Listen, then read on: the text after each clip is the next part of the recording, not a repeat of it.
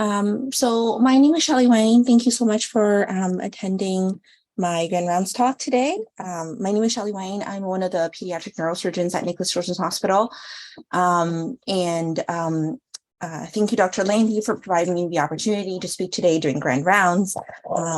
This is a topic that I am very interested in, and specifically neuromodulation for epilepsy in the pediatric population. I do a lot of the functional epilepsy surgeries here at Nicholas Children's Hospital, and it's a topic that I'm very interested in. I would be happy to share with you today. Thank you. So epilepsy is a very common pediatric neurologic condition. Its prevalence is estimated to be between 3.2 to 5.5 per 1,000 patients. And it's a very common condition that we see in the pediatric population. So approximately 30% of patients continue to have seizures despite being on appropriate trials for 2 or more appropriately chosen and tolerated anti-seizure medications. So those things are very important in that in the pediatric population, as in adults, we start patients who have epilepsy with anti-seizure medications initially.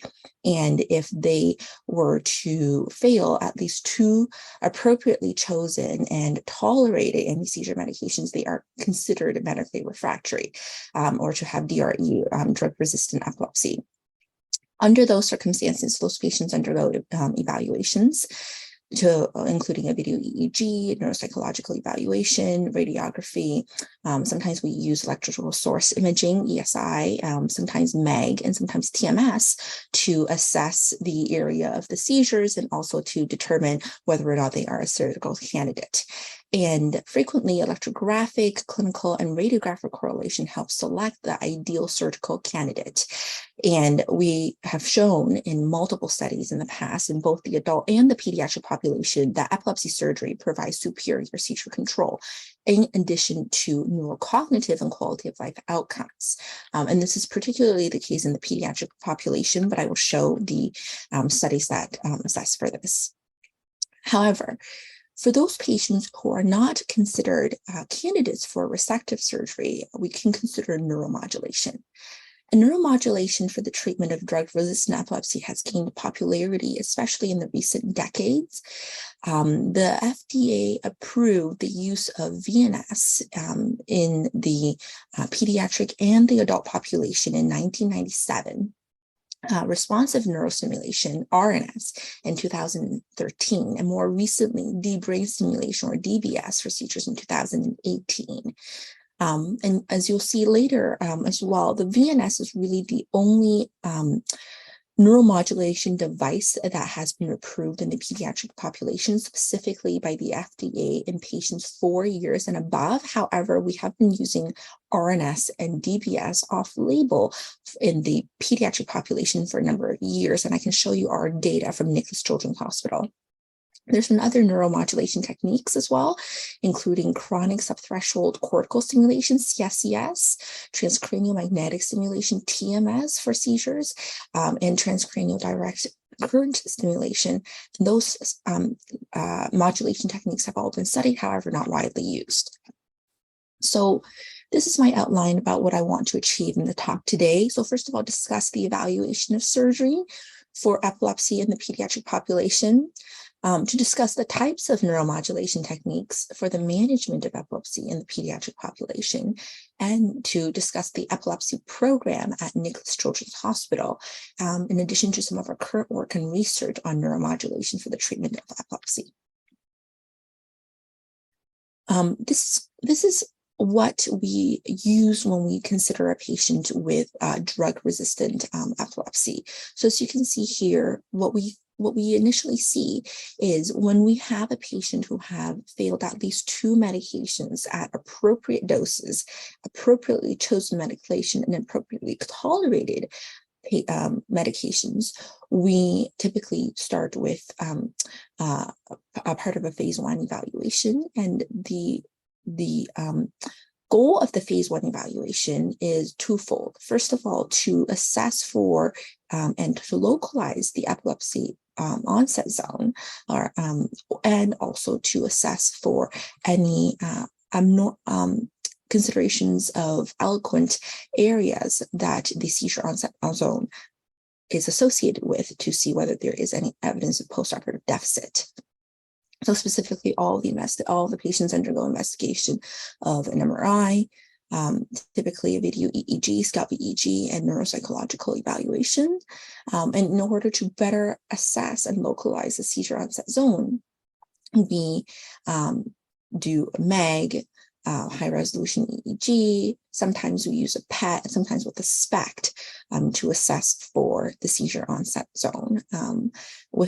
Specifically with PET, any evidence of hypometabolism throughout the brain, and then with SPECT, hypermetabolic activity with tracer injection within a period of time after seizure onset. At the same time, we also want to see whether or not the patient will have any postoperative deficits if we were to perform surgery on that patient, resective surgery on that patient. So specifically, we assess language dominance to see using a MEG or sometimes using a functional MRI to assess for language. The WADA test is something that we have used historically. Currently at our hospital, Nicholas Children's Hospital, we do not routinely use the WADA test to assess for language. We also assess for postoperative memory decline, so specifically looking at a functional MRI and also tractography, and again with functional MRI to assess for any kind of a motor deficit. In addition to this list here, we can also use TMS to assess for motor function, language function. After we gather all of those that data, and we assess for a patient candidacy for surgery, if the patient has a localized area of seizure onset with a low probability of having a postoperative deficit when it comes to language or motor, we proceed to resective surgery. And resective surgery techniques include open surgery. We use ablative techniques, including MR-guided LIT as well. So, and sometimes disconnections. So those patients undergo epilepsy surgery. However, what if in the cases we have no evidence of if we have no reasonable hypothesis for the localization of the seizure onset zone, or if there is a possible postoperative deficit or expected seizure outcome problem, then we consider neuromodulation. So the benefit of surgery in adults is very well documented, and it's been described in literature. And so specifically, there's been multiple trials in the past looking at the benefit of surgery in adults. One of them, and this is something that we still quote now, but originated from the New England Journal of Medicine 2001, basically was a randomized controlled trial of surgery for temporal lobe epilepsy in the adult world. And in patients who were adults who had epilepsy surgery, they looked at persistent medical treatment with anti-seizure medications versus a temporal lobectomy. And in the seizure group, a surgery group, the seizure freedom rate at approximately 12 months after surgery was 58%, whereas in the medical group, the chances of seizure freedom after a whole year of persistent anti-seizure medication use was only 8%. So quality of life followed those specific outcomes as well. And we were able to see that there was a very good quality of life in addition to seizure freedom. So that's very convincing data and evidence that surgery in the adult world works very well for epilepsy. More recently, this has been translated into children. Specifically at Nicholas Children's Hospital, we started doing surgery for seizures starting in the 1970s. And so since the 1970s, we have done localized surgical resections for epilepsy. And starting in the 1980s at Nicholas Children's Hospital, this is kind of when the surgical management of epilepsy really took off. Starting in the 1980s, 1990s, we did a lot of one-stage resections, hemispherectomies, lobectomies, and about 50% of our cases at that time, initially in the initial cohort, was performed on two-stage patients. So specifically patients with epilepsy who had a localized area. However, either for the purpose of assessment of seizure onset or for assessment of functional mapping, we performed a two-stage procedure where we put in grid and strip electrodes, analyzed for seizures, and at a second stage, resected and removed those grid electrodes and resected the area. That was typically a language sparing or motor cortex sparing resection of the cortex. So we've been doing that type of procedure, those type of procedures since the 1970s, 1980s.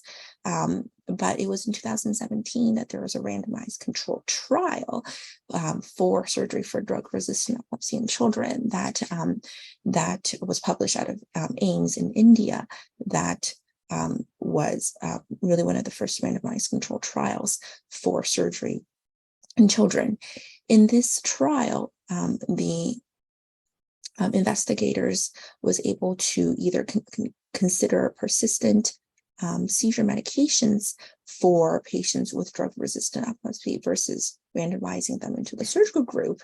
And in the surgical group, they would receive the most appropriate type of surgery. So specifically temporal lobectomy, extratemporal lobe resection, hemispherectomy or hemisterotomy, corpus callosotomy, or hypothalamic hamartoma resection. And in this data set, you can see that, again, the patients who received consistent and persistent medical treatment at 12 months after surgery had a low risk, low probability of seizure-free survival at only about 7%. However, in the surgical group, 77% became seizure-free at 12 months. In this same data cohort, they also looked at neuropsychological development outcomes in addition to quality of life outcomes, and those all improved after surgical resection. So there's very, very good data right now supporting resective surgery for patients with seizures in both the adult community in addition to the pediatric population.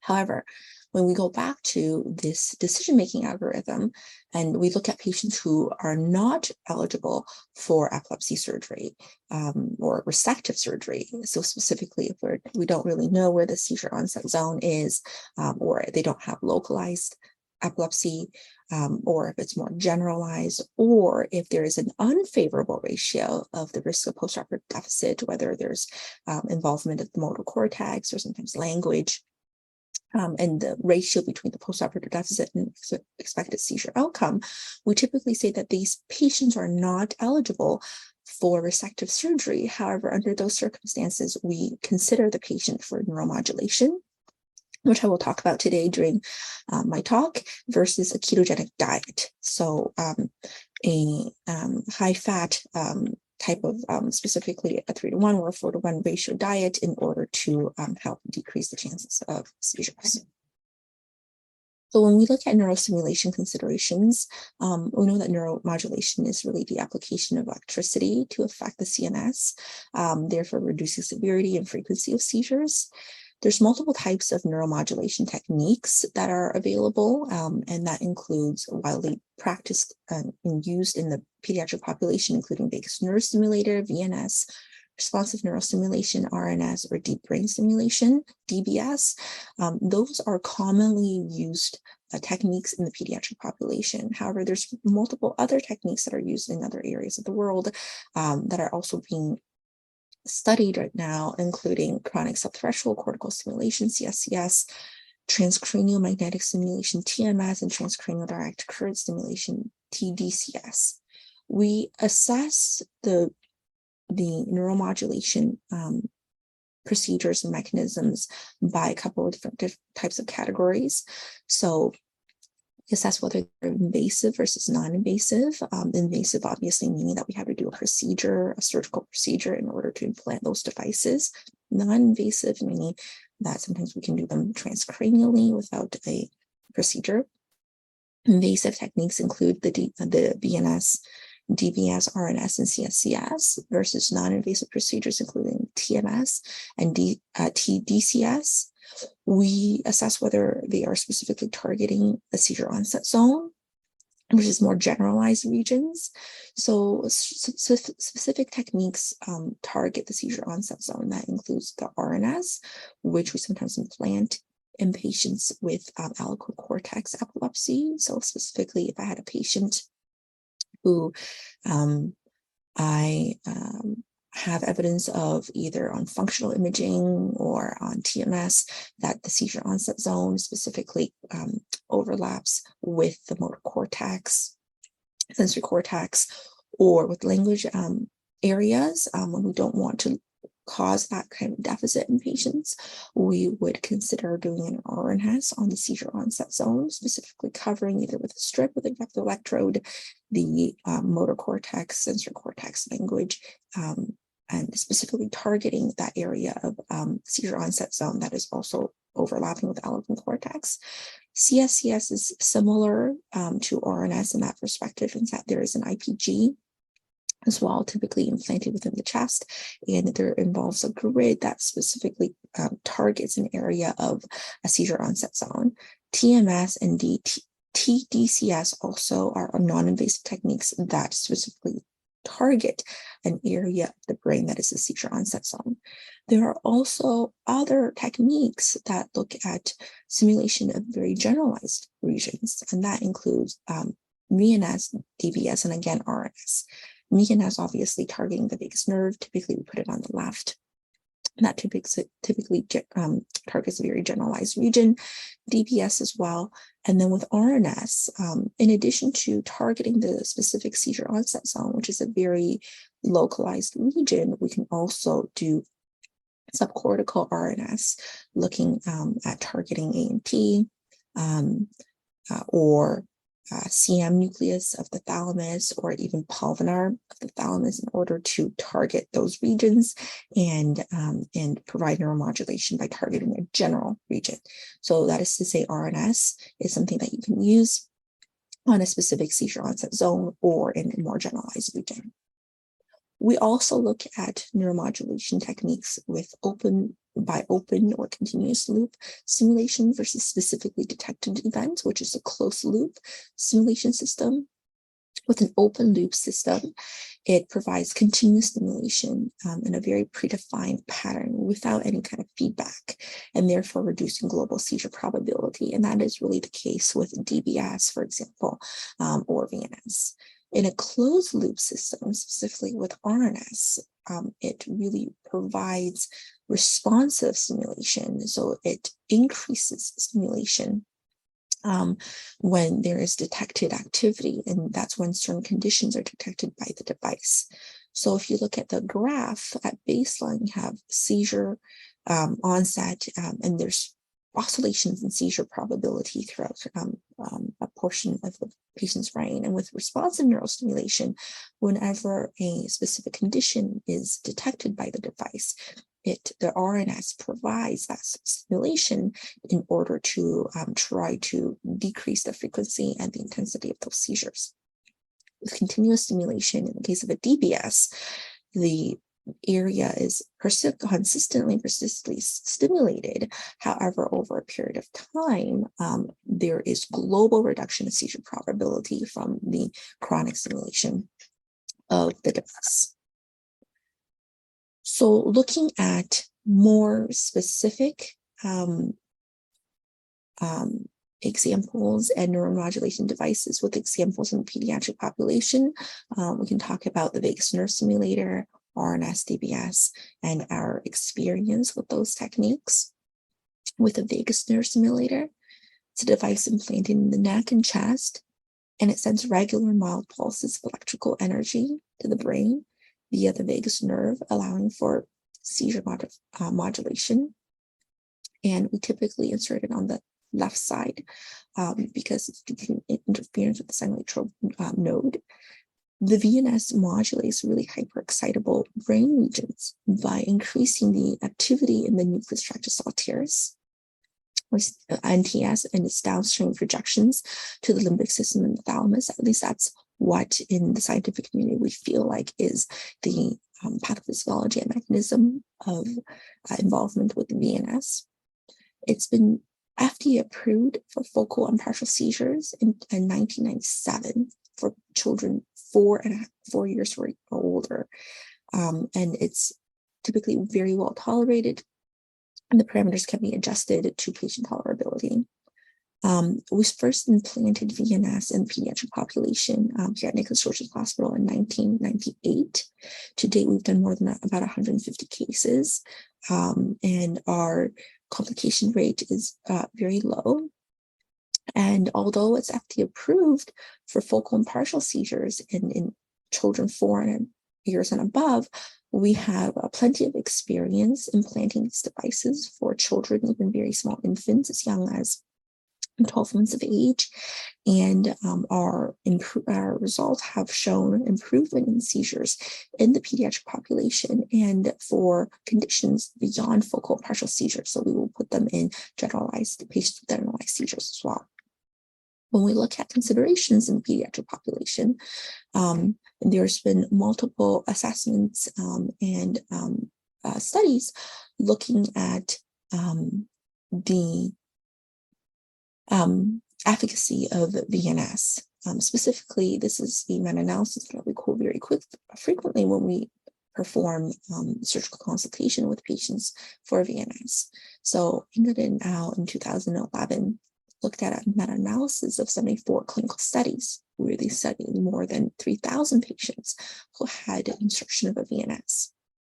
They found out that the seizures were reduced by 50% or more in approximately 50% of patients. And that's something that I still quote my patients very frequently when they come to me and they ask for a VNS. I frequently tell them that this is a palliative procedure. It's unlikely the patient will be completely seizure-free with a VNS, although it's been reported, and it has been reported in my surgical cases series as well. I say that approximately 25% of them really has no significant benefit from the VNS. However, we expect at least a 50% reduction in seizure frequency and oftentimes seizure intensity as well, and at least half of the population that we insert this into. When Ingrid and Al looked at the meta-analysis of studies, they also dichotomized the patient sample, and they found that the 50% reduction in approximately half of the patients that we insert VNS in is the case even in the pediatric population, so younger patients, and also is the case in generalized epilepsy. And they found that post-traumatic epilepsy and TS, tuberous sclerosis complex, were predictors of actually favorable outcome. We look at multiple individual studies that look at VNS in the pediatric population, and again, they have shown 50 to 60% improvement, more than 50% improvement in more than 50% of the patient population. We've looked at our own data, looking at children who are 4 years or above, so patients that we typically can use VNS off-label on, and we've seen actually very good outcomes with very low complications, even in our young children and infant population. This is a study coming out of the Pittsburgh group looking at efficacy of vagus nerve stimulation, drug-resistant epilepsy in children 6 years or younger. And they found that there is really no significant difference between younger children versus older children and adults in their seizure reduction for VNS. And when we look at our own data for patients who are typically used off-label, so specifically 4 years and younger in our population, we've had very good outcomes in those patients. And more importantly, even though they are young, they have thinner skins and decreased subcutaneous tissue. In our cohort, at least with more than 150 VNSs that we've inserted over the years, we've not had any infections or wound visions. There's multiple studies currently going on looking at connectome profiling and its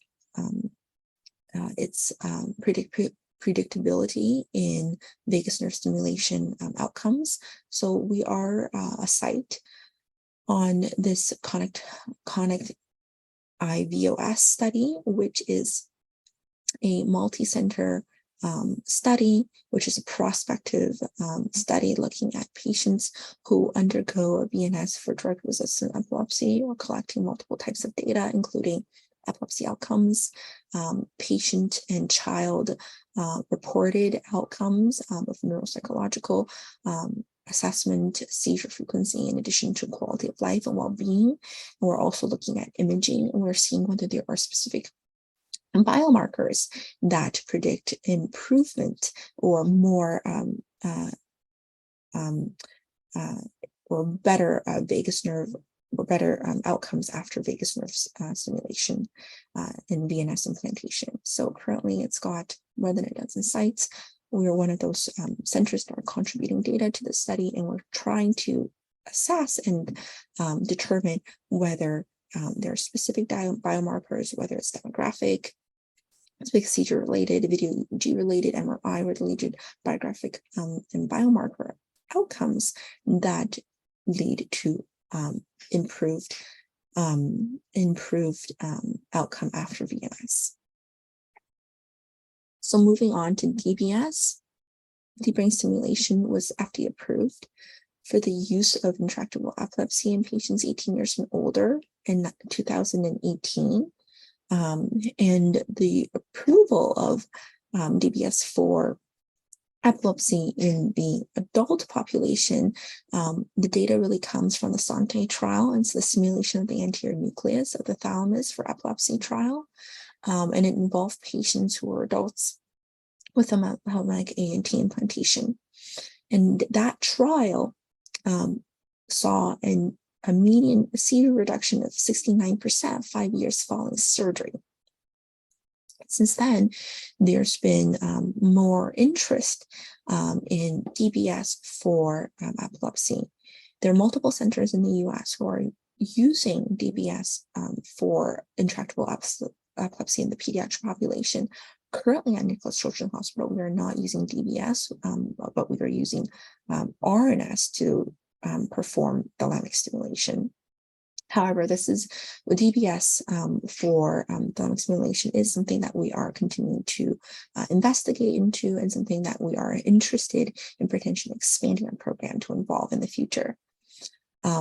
For DBS, we perform stimulation of the anterior nucleus of the thalamus using a DBS, and there's a permanent generator implanted superficial to the pectoral muscle with the electrodes implanted into the bilateral ANT. And that was what was seen in the SANTE trial. In many other centers in the United States, they are targeting CM nucleus or other nuclei and other targets involving, for example, subthreshold nucleus, corpus pallidus, or even the hippocampus and cerebellum and the caudate nucleus, or even the central zone, seizure onset zone themselves. And there's also been centers that are also targeting pulvinar.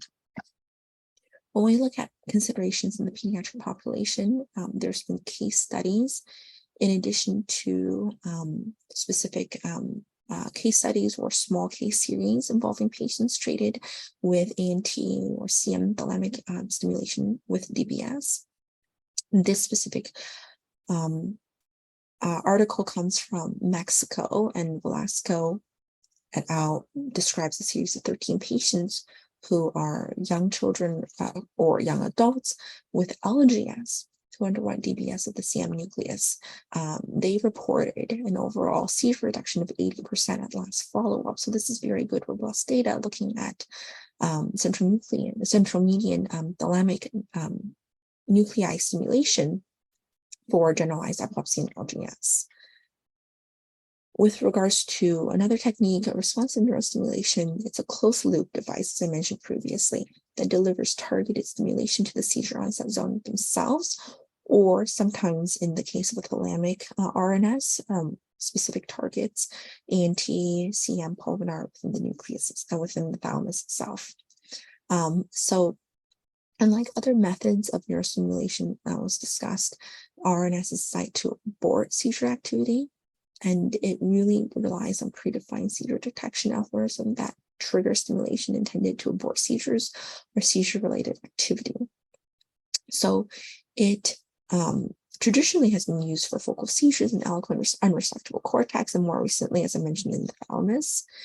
The initial data that comes from that led to the FDA approval in 2013 comes from the pivotal trial that was performed in multiple centers, including one of the centers being Nicholas Children's Hospital.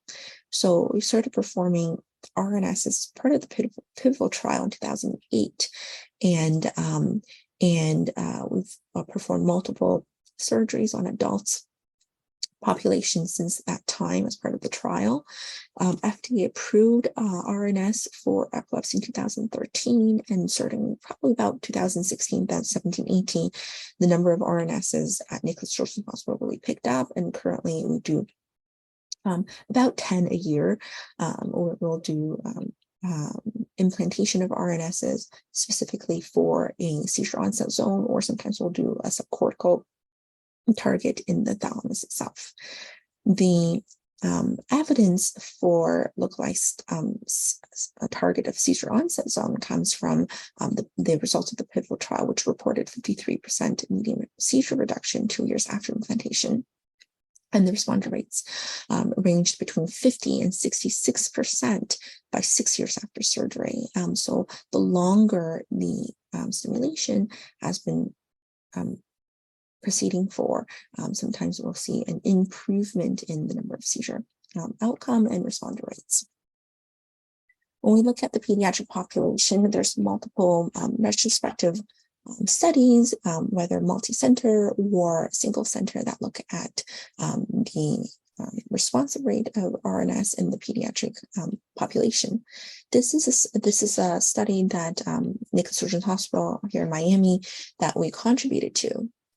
And it's a multi-center study, retrospective study of RNS in the pediatric population. We selected a number of pediatric centers who have been performing RNS in pediatric patients, sometimes in young adults, and sometimes in true pediatric patients 18 years or below. For example, in Miami at Nicholas Children's Hospital, we will perform RNSs for patients who are young adults, in addition to kids. And at Miami Children's Hospital, our youngest kid that we inserted an RNS on was about 5 or 6 years of age. In this multi-center retrospective review, 17 out of 35 patients were truly pediatric, who are 18 years or below. And the youngest patient was actually only 3 years of age. So as you can see in this diagram here, it's a true pediatric patient with a very thin skull. However, even in this case, the RNS was capable of being implanted and without actually any complications. So in this retrospective study, it reported approximately 3.7% of infection, which is consistent with what we're seeing in the adult population as well. We typically quote 3 to 4%. The study also showed 4.7% intracranial hemorrhage with a 2.6% chance of lead damage. Interestingly, none of them actually were in the pediatric population. They were more so seen in the young adult population in this study. And there was no statistical difference between seizure outcomes of children versus young adults. So this is probably the youngest child that's been reported in literature who have received RNS, and that child is 3 years of age. And this really makes us feel and question what kind of role RNS has in the very young pediatric population, and whether or not this is a feasible type of seizure management neurostimulation technique, even in children who are young, who have thin skulls, who have thin scalps, and who have a growing cranium. This is a single center study of RNS in the pediatric population coming out of Mount Sinai, which is one of the centers with a really high rate of RNS implantation. And they look at 27 pediatric patients with drug-resistant epilepsy treated with an RNS. The age of implantation ranged between 9 and 17 years. And this retrospective study included patients with a cortical or subcortical targets involving the thalamus. And this specific study quotes a 14% risk of infection, which is higher than what we expect in the adult population However, in this study, 0% chance of intracranial hemorrhage and 0% chance of device malfunction. In this study, 73% of patients experienced at least a 50% seizure reduction, which is consistent with what we're seeing in the adult data. Here are a couple of examples of pediatric patients that we have been implanting RNS for. Specifically, this is a patient who I thought was quite interesting in that he is a patient who had a corticectomy previously of the seizure onset zone. However, there's a consideration for overlap of the seizure onset zone with sensory hand. So he had implantation of the sensory cortex, and over a period of time, as you can see, there's been improvements in his seizure frequency over the approximately 16 months that we have captured in this ECOG here. More recently, here at Nicholas Children's Hospital, we've been doing central median nucleus targeting of thalamic RNS. And there's been multiple different types of methods discussed in literature, whether it's direct targeting using specific sequences, or sometimes with specific software. But here at Nicholas Children's Hospital, we typically do MP2 RAGE sequences to assess for the local and to localize the central median nucleus. And in patients who are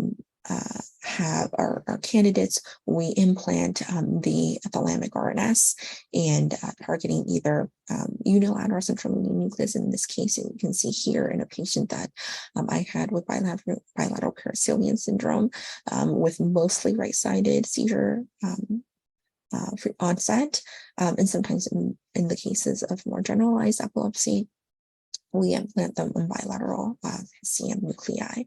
We've implanted 7 or 8 patients with thalamic RNS so far, and our results have been quite positive.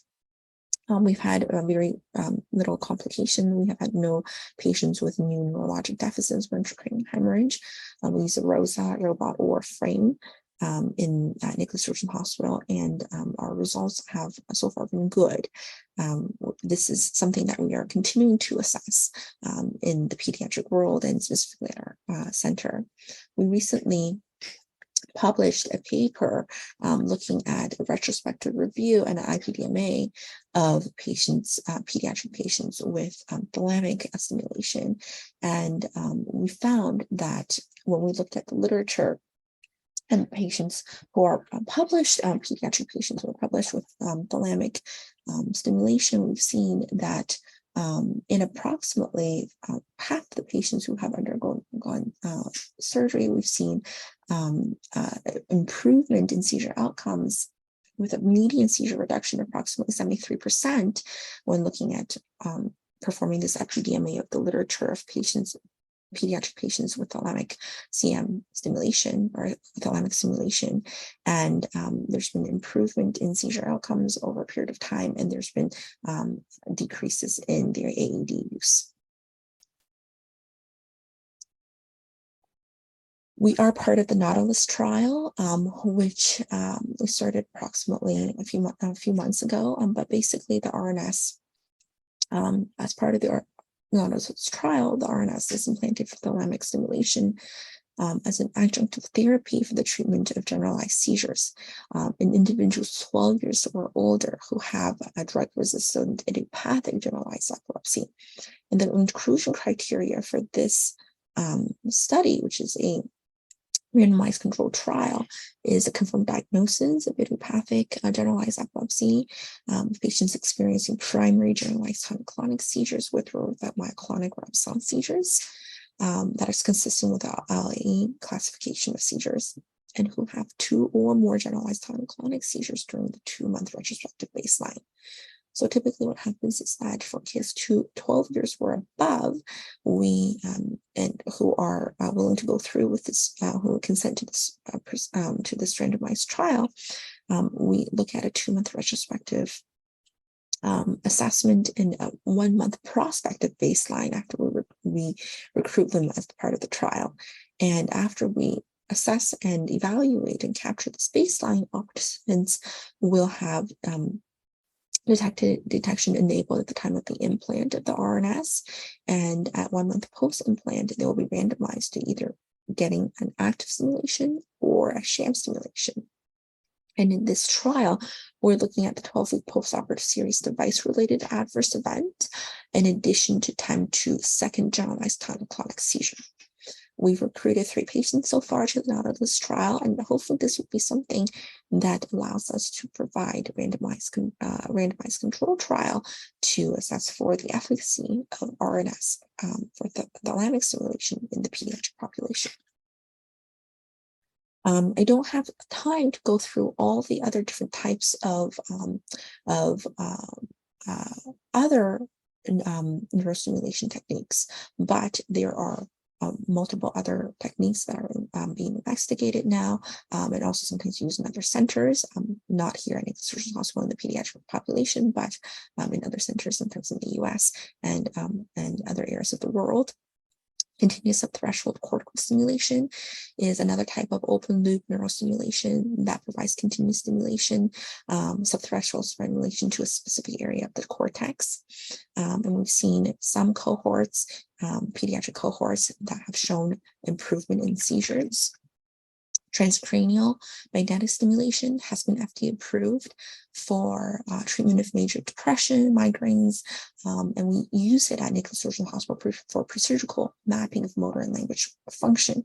However, we're not routinely using it for seizure control, but it is typically a non-invasive technique that allows us to modulate seizures, and others including the TDCS, transcutaneous VNS, and trigeminal nerve stimulation that have been studied.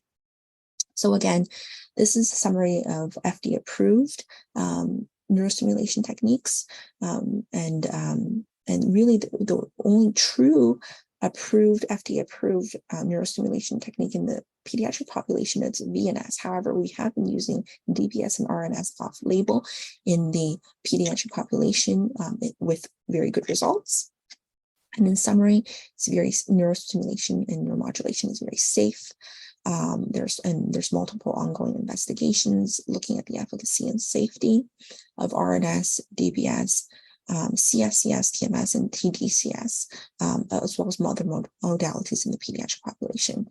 And although there are no, for patients who present to us who are not candidates for resective seizure surgery, although we don't have a very robust algorithm with the neuromodulation techniques that we offer them, we typically present these patients in comprehensive epilepsy conference, and as a team decide on whether they would be better suited for ketogenic diet, VNS, or RNS. We are thinking about introducing DBS to our repertoire of neuromodulation techniques in the pediatric population for epilepsy, and there's definitely a lot of interest in ongoing research in this area.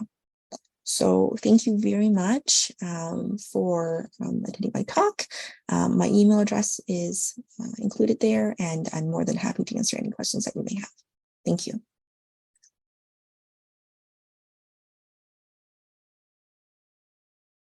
Yeah, hi, it's Dr. Jagged. Very nice talk. I have a quick question. The data that you showed that you had locally done with RNS with the target, the CM target, I just didn't understand. Are you using that for focal epilepsy, or is that just for generalized seizures? Thank you, Dr. Jagged. We've been using it mostly for generalized seizures. And have you used the anterior thalamic target with the RNS? Not with our cohort here at Nicholas Children's, and we found that the CM target, and especially when we looked at the pediatric literature and spoken to other centers who perform thalamic stimulation for CM, we found that obviously with ANT targets, it's been studied in the Sante trial, but typically in the pediatric population, and especially with the centers that we've spoken to previously, many of them were using CM targets for either focal or generalized epilepsy, and that's what we're looking at currently. What about you, Dr. Jagged?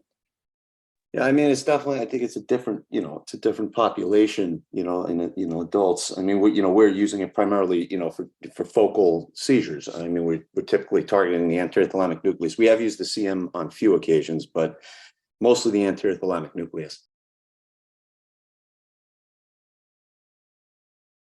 Perfect, thank you. Dr. Rand. Shelley, great talk. Like Ivan here. One more question. For the RNS, for the localized targeting, I saw that the examples you're using were all cortical electrodes. I was wondering if you've seen a difference between using subcortical cortical electrodes for outcomes. Do you mean for cortical versus thalamic targets, whether we've seen a difference in seizure outcomes? No, just because it looks like you're using strips on top of the brain surface for them versus depth electrodes at the when you're targeting the sensory, rather than putting a depth electrode around that area, you're putting just cortical electrodes. And I was wondering if you've noticed a difference between using one or the other for those kinds of targeting. No, I don't think so. I think we probably here at Nicholas Children's in the pediatric population, we probably have done more depth electrodes compared to strips. And we haven't seen a major difference between the two, but we'll do probably a little bit more depth electrodes compared to strip electrodes for eloquent cortex.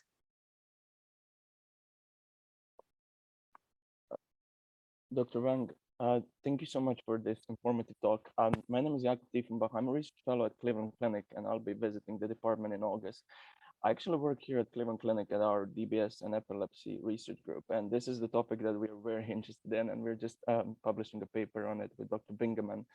I was just wondering your thoughts on whether you believe one of the neuromodulation techniques is superior to other, whether RNS or DBS is better, whether one of them is better than the other, and whether you think there's enough literature to kind of talk about it and compare the two.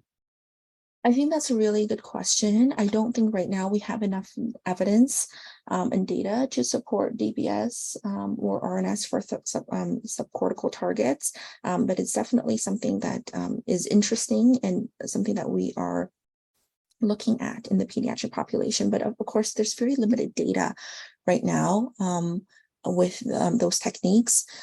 So for us, really, the major question that we are trying to answer at Nicholas Children's Hospital is, for our subcortical targets and thalamic targets in the future, whether we should be doing DBS versus RNS.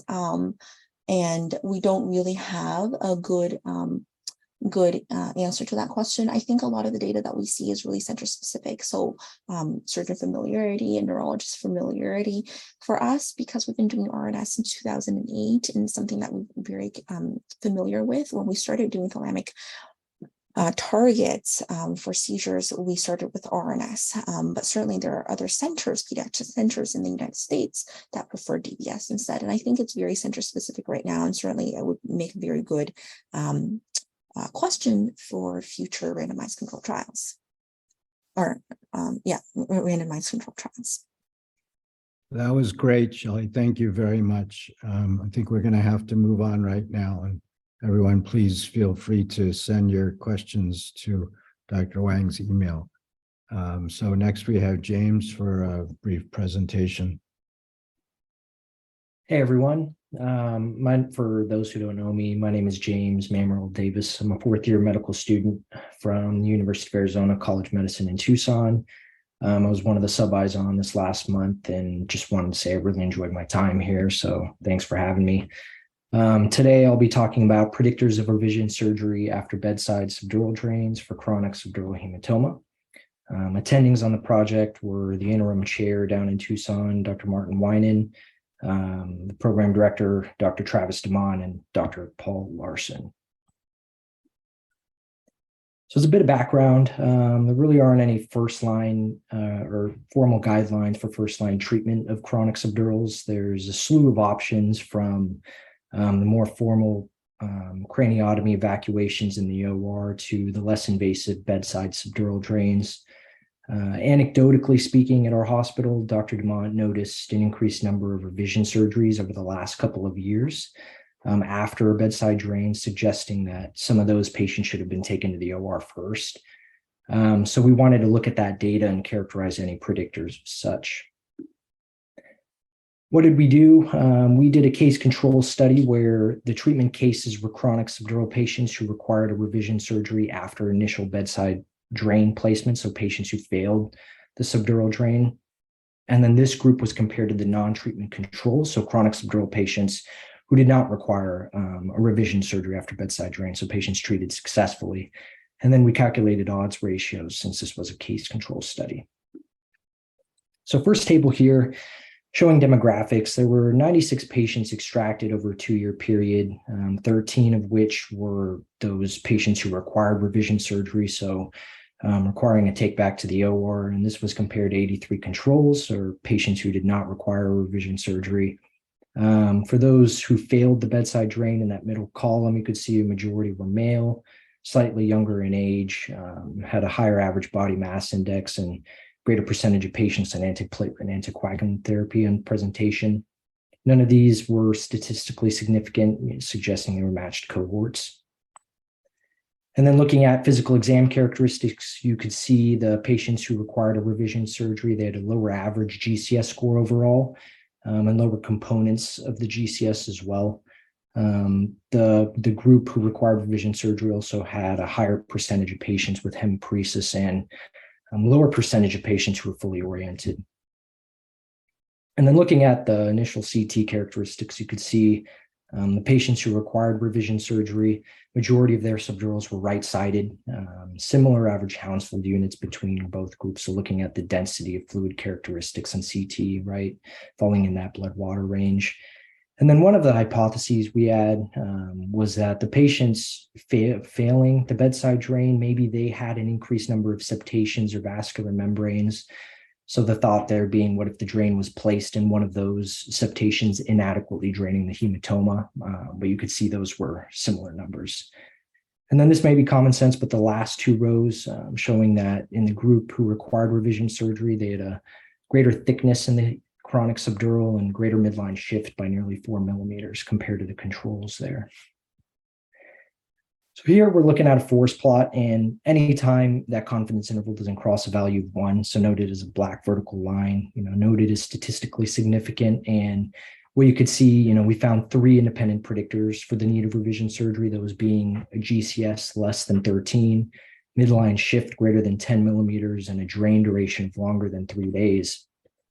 So putting this all together, what can you say? Well, chronic subdural patients presenting initially with a GCS of less than 13, midline shift of at least 10 millimeters, and a drain duration of longer than 3 days, had a higher odd or maybe more likely to require revision surgery after an initial bedside drain. So extrapolating further, on sort of a correlative basis, you may be able to say that these patients should be taken to the OR first rather than receiving a bedside drain. Limitations of the study, there's always a selection bias and limited generalizability of retrospective reviews. There's inherent bias in CT measurements, right, for measuring midline shift, Hounsfield units, and septations, depending on where you place those limits. And then for this study, we use this repeat open evac, so a take back to the OR as the surrogate for drain failure. Whether or not that's an objective measure for a drain failing, that's the question. So in conclusion, we're suggesting 3 predictors for the need of revision surgery after initial bedside drain for chronic subdurals, those being a GCS less than 13, a midline shift of greater than 10 millimeters, and a drain duration of longer than 3 days. Patients with those characteristics, may be better served by going to the OR first. And one of the talking points we had for the manuscript was that, was validating the reliability of bedside drains for chronic subdurals, and didn't include the data here, but, at last follow-up, which was about 6 months after discharge, the average thickness of the hematoma the chronic subdural was still about 7.9 millimeters, so 6.1 in the group requiring revision surgery and 9.4 in the group treated successfully with a bedside drain, suggesting that she didn't have to drain the entire chronic subdural to see neurological improvement. As long as we had a 40% reduction in the thickness of the hematoma and 40% reduction in the midline shift, then we saw a neurological improvement, based on physical exam, GCS, and functional status too. So interesting. But with that, thanks, and open to any questions. Just a quick question, very nice talk. Quick question. What was the indication not to take, what's the drive to do these at the bedside as opposed to the operating room? Do you know what the original decision-making was? Yeah, it's sort of a combination of things. Looking at radiographic findings themselves, and more so clinical, how they look clinically speaking.